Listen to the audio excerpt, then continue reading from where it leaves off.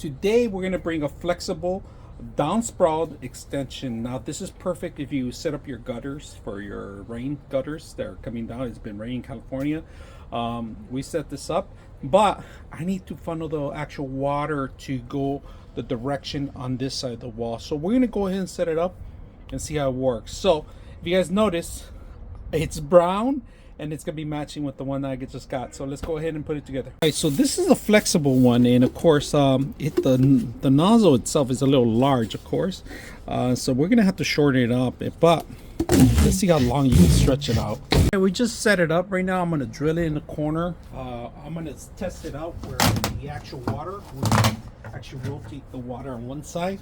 We're gonna test it out. All right, we just rotated the actual water. We're gonna see if it drains off like it's supposed to right here.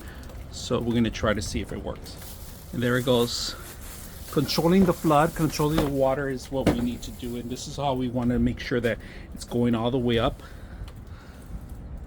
all the way to where we want to. So on this reality, we're gonna twist it on the opposite end so the water could go in one direction. Very simple, easy to use. You could screw it in if you want. It's an option. So I hope you guys enjoy the video.